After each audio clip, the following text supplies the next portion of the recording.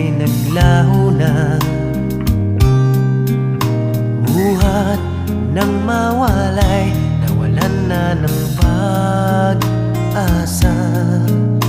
Lungkot at pagkalumbay ang lagi kong kasama. Masikip sa dibdib